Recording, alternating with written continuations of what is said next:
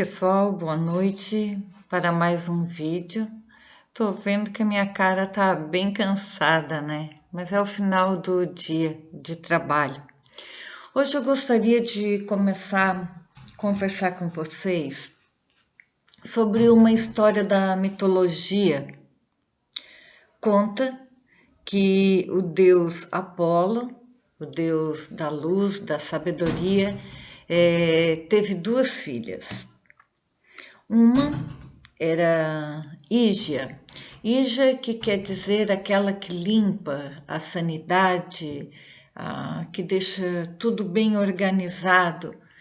E a outra recebeu o nome de Panaceia. Panaceia era responsável pela cura de todos os males, pelos medicamentos que iriam proporcionar a cura de todos os males.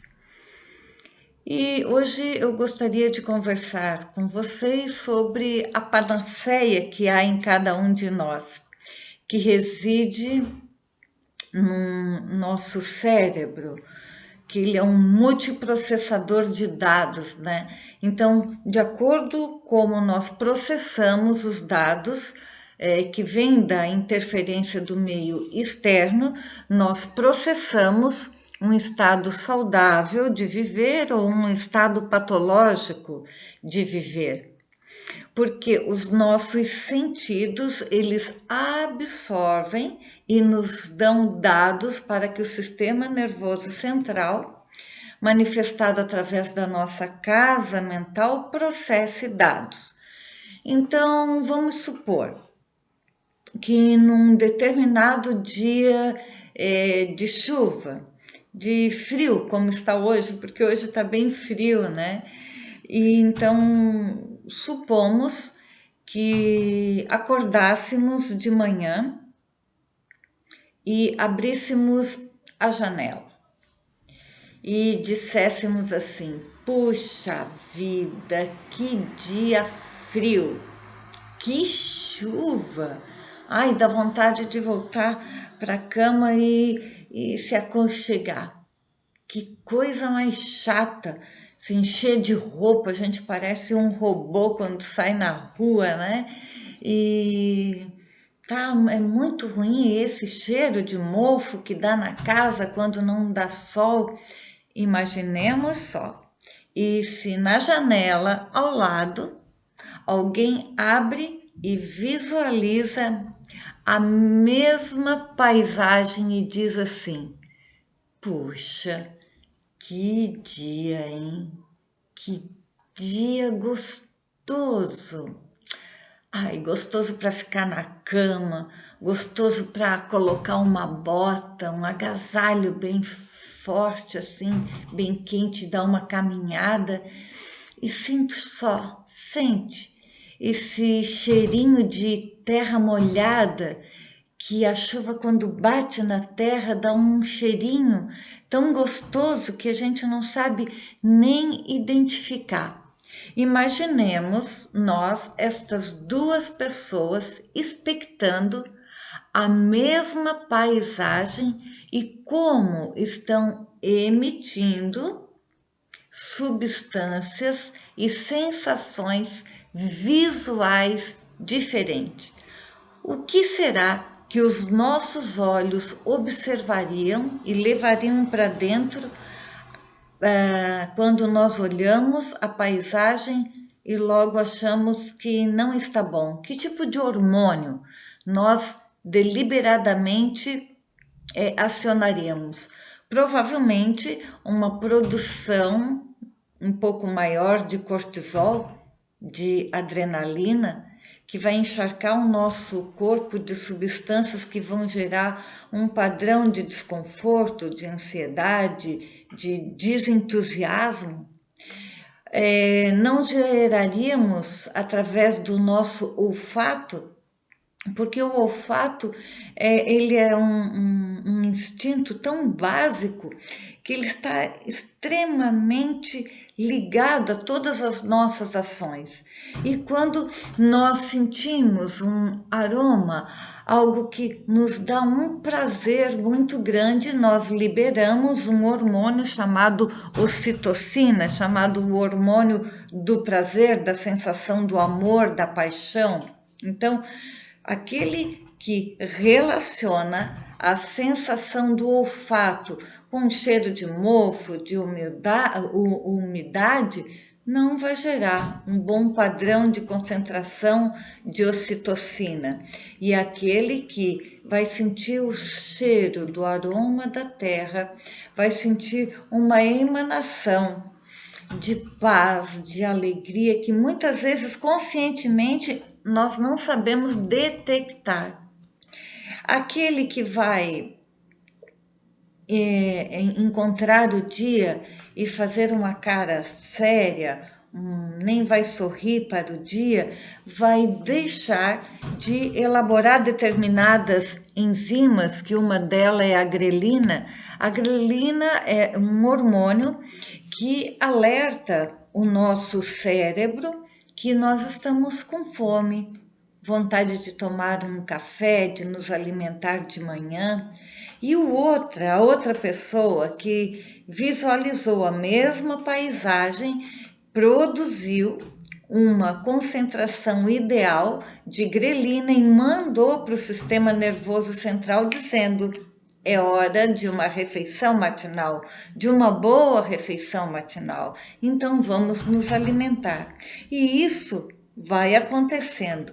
Aquele que acordou de mau humor e que achou que nada estava muito ajustado ao seu bel prazer, além de não produzir a grelina, ele vai deixar de produzir a lipidina, que também é uma enzima que demora cerca de 20 minutos após o início da nossa refeição para que dê um start, para que imita um alarme, diga para o nosso sistema nervoso central e diga: ok, você já está saciado, pare de comer. E as pessoas que têm a dificuldade de manter uma concentração estável e ideal de lipidina, que é uma enzima, que demora cerca de 20 minutos para chegar ao sistema nervoso central e dizer: ok, já deu, a alimentação já está num bom nível, não param. Aí continua uma alimentação desequilibrada, comem demais, sente-se mal após uma refeição, porque alimentam-se de maneira muito rápida, não permitindo que esses 20 minutos, que são indispensáveis para a produção dessa enzima, chegue até o sistema nervoso central e diga: ok, você já está bem alimentado. Agora vamos continuar outras atividades do nosso dia a dia. Então eu gostaria de deixar bem claro que o nosso sistema nervoso central, ele é um processador de dados e ele processa substâncias de acordo com a qualidade das substâncias que nós embutimos através dos nossos vários sentidos e percepções do meio externo. Ok. Uma das perguntas que eu elaborei num mundo cercado de tantas doenças, de tantas patologias, quem realmente encontra-se saudável? Então, nós vamos observar aqui algumas definições de quem é saudável e de quem não é saudável. Não basta que alguém não tenha doença fisiologicamente provada através de exames bioquímicos ou de uma anamnese médica para que essa pessoa seja uma pessoa saudável. Porque às vezes o nosso nível de de saudável, do nosso nível de saúde, perdão, ele está muito baixo, está escoando, porque saúde significa alegria de viver, significa entusiasmo com a vida e disposição de levar a vida adiante. Então, são 3 itens que nós devemos nos questionar. Será que eu tenho alegria de viver? Será como é que eu estou acordando no meu dia a dia? Quantas vezes eu me encontro silenciosamente chorando, ou derrubando uma lágrima, ou muito chateada. Eu quero dizer que o nosso corpo somático, ele responde de uma maneira altamente mecânica com a nossa postura corporal. Se há dias que estamos muito chateados, se há dias que estamos entristecidos, olhem para cima, porque o nosso corpo orgânico, ele é tão perfeito que ele não foi feito para que nós choremos de cabeça erguida. Naturalmente, quando nós elevamos a nossa cabeça e olhamos para o céu, o nosso canal lacrimal, ele veda as lágrimas e não permite que elas caem. Então, ninguém chora de cabeça erguida. E se estamos passando por um momento difícil, por um momento de extrema melancolia, levante a cabeça e erga os olhos, porque ao erguer os olhos, nós observamos as infinitas possibilidades que temos de sermos melhores, de sermos mais alegres, encontramos novos caminhos. E isso, pessoal, é a alegria de viver. A alegria de viver, ela não vem num pacote pronto, ela vem na arte da construção diária. E muitas vezes construímos, no outro dia temos dificuldades de permanecer alegres, mas eu falo de alegria, eu não falo de euforia, porque euforia, por vezes, gera a um outro estado patológico. O entusiasmo de viver, de termos Deus dentro de nós, isso é ter entusiasmo pela vida, é saber de que somos capazes de realizar. E disposição. A disposição muitas vezes requer um esforço muito grande. Para as pessoas que passam por momentos de depressão, afirmam os estudiosos da área que o pior período de uma pessoa deprimida é o período da manhã, é quando temos que recomeçar um novo dia. Então, esse período é extremamente difícil. Eu gostaria de convidá-los, vocês, a fazer alguns questionamentos a nós mesmos, nós pais, a nós educadores, avós, tios, porque muitas vezes nós não temos o cuidado necessário, a indagação e como nós nos colocamos as nossas crianças. E no decorrer da vida, principalmente na infância, que é um período extremamente formador da nossa personalidade, nós colocamos de maneira talvez inconsciente crenças limitantes, e talvez nós também passamos por essas crenças limitantes. Vocês querem ver crenças limitantes quando nós nos referimos a alguma de nossas crianças? Eu deixei algumas anotações aqui, mas geralmente eu anoto, depois eu me perco e vou conversando com vocês. Evitar colocações da seguinte maneira: você realmente não consegue fazer isso, você é incapaz. Muitas vezes a gente diz isso para uma criança. Ou então a gente diz assim para uma criança: você realmente é muito preguiçoso. Olha o poder do verbo ser. Então, isso nós vamos embutindo essas verdades. Ou então, você realmente é muito bagunceiro. Será que nós não temos condições de refazer estas nossas frases e dizer: olhe bem, eu acho que você poderia fazer de maneira diferente, mas conseguir realizar? Ou observe bem como está o seu quarto. Acho que uma boa arrumação aqui valeria a pena, porque se você arruma o seu quarto, vai dar espaço a colocar outras coisas.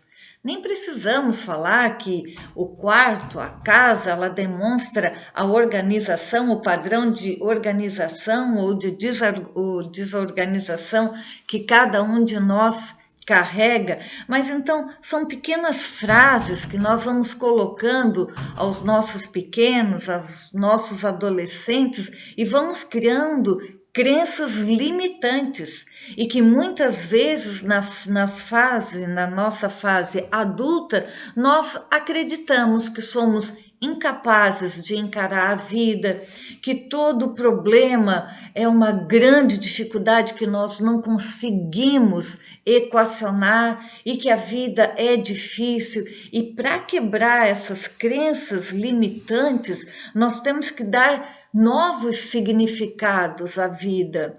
Mas ressignificar a vida, por vezes, pessoal, é fácil de nós estarmos falando num vídeo ou numa palestra pública, mas vivenciar novas ressignificações às vezes demoram anos de análise, de autoconhecimento e de oportunidades de reaprendermos a vivermos melhor.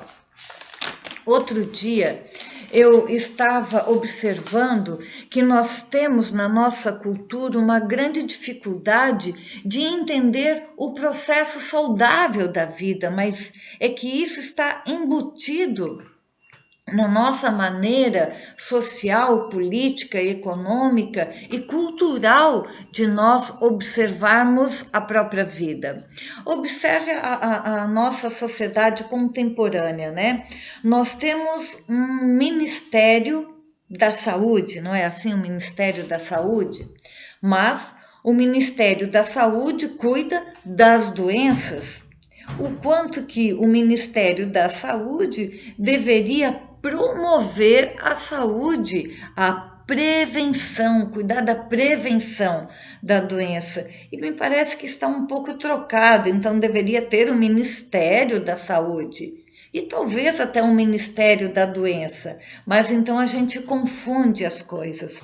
Outro dia, com essa pandemia, há uma grande preocupação em quem tem planos de saúde, né? Planos de saúde. Os planos de saúde, eles cuidam dos planos de doença.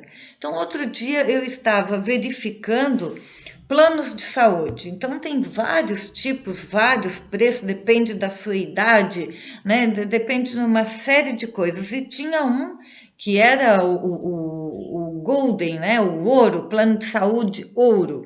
Eu disse, vou dar uma olhada nesse plano de saúde, né? O que ele oferece. Primeiro lugar, se você tiver um infarto agudo do miocárdio, você é contemplado com uma viagem de avião para que tenha maiores recursos. Eu achei tão estranho aquilo. Se eu tiver um infarto agudo do miocárdio, eu vou ser contemplado com uma viagem de avião. Amigos, eu estou numa época, estamos nós numa época em que fique em casa é o melhor.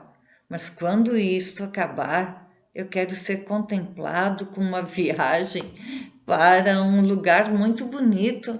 Eu não quero ir para uma UTI, para um contemplado com uma viagem para um hospital. E esse plano, né, esse plano ouro, ainda dizia que eu tenho direito a 365 dias grátis, né? Gratuito, numa UTI. Acham que eu vou querer um plano de saúde que me dê o direito de ficar um ano na UTI? Eu não quero isso. Eu quero contemplar um ano em outras paragens, fazendo outras realizações, trabalhando em outras coisas que me dão maior prazer. Então nós invertemos, né? O que é saúde, o que é doença. Saúde é um bem-estar, é uma alegria de viver. E por vezes estamos por um processos patológicos extremamente difíceis, passamos por um período extremamente difíceis, mas temos um estado saudável de viver e isto é extremamente importante.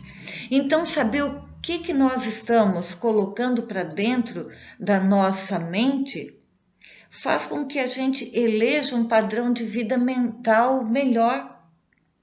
Quando nós nos alimentamos com uma comida mais pesada, né, mais gordurosa, de difícil digestão, não dá 2 horas, nós já sentimos que a coisa não foi boa, né? Então a gente já vai atrás de um antiácido, de um chá de boldo, a gente já procura logo equacionar. Mas a alimentação mental, nem sempre a gente tem esse start tão rápido que nós não estamos nos alimentando mentalmente de maneira adequada. A pergunta é: como você está alimentando a tua mente? A nossa mente é um dínamo, processador de energia positiva. Se alimentamos de energia e de dados positivos, processador de energias negativas, se alimentamos com dados negativos também. E isso vão reverberando em nossas ações. E através desse processos de dados positivos ou negativos, nós vamos criando afinidade com aqueles que pensam de maneiras semelhantes a nós, encarnados e desencarnados. Então, se nós processamos energias salutares, de bom ânimo, de vontade de viver, nós vamos criando um campo mental e nos associando com aqueles que pensam de maneira semelhante, encarnados ou desencarnados. E esse campo mental vai ampliando e cada vez mais vai possibilitando uma vida melhor de viver, com mais entusiasmo e com mais equilíbrio. Agora, se vamos processando uma energia de baixa vibração, vamos nos acoplando com pessoas, com espíritos encarnados ou desencarnados, vamos nos vinculando com um padrão de energia de baixa qualidade e assim nós adoecemos literalmente. Adoecemos psicologicamente, adoecemos emocionalmente e adoecemos fisicamente. Hoje não trabalhamos mais o homem como um ser ternário, apenas de maneira didática, o corpo, o perispírito e o espírito.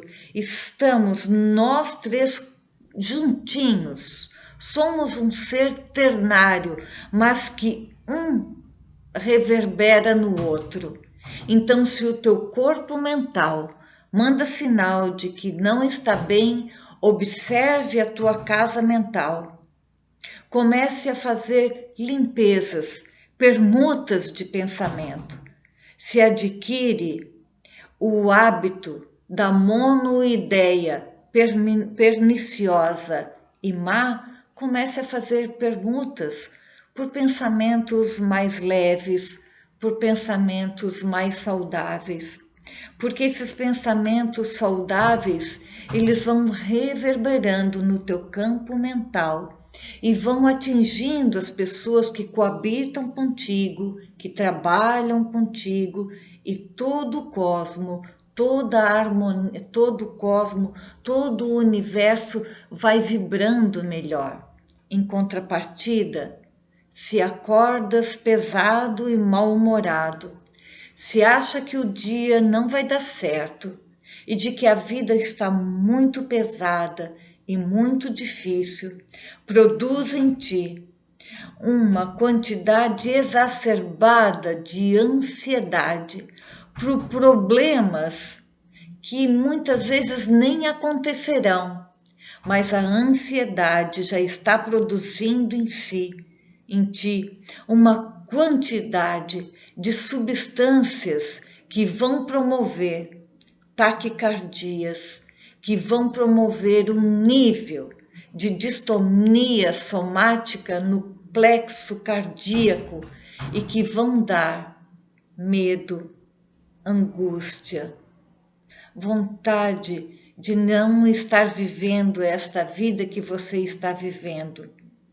Mas na vida, nós não temos nem só amigos e nem só inimigos. Na vida, nós temos professores, professores que nos ensinam através da alegria a viver melhor e professores que nos ensinam através da dor a respeitar a dor alheia. Seja você um bom professor, seja você um bom professor e, se possível, através da alegria, da passividade, da mansidão, porque todos nós, ora somos aprendizes e ora somos professores, que saibamos ensinar lições de amor, lições de entusiasmo, lições de saúde, porque ninguém veio a esta vida para nada fazer. Temos que cumprir a nossa missão e Deus espera não mais do que podemos dar, mas Ele também não espera menos do que aquilo que nós podemos ofertar. Conto com a colaboração de cada um de vocês e com a minha também, na construção de um mundo melhor. Muita paz e muito amor a todos nós. Que Jesus nos abençoe hoje e sempre. Que assim seja.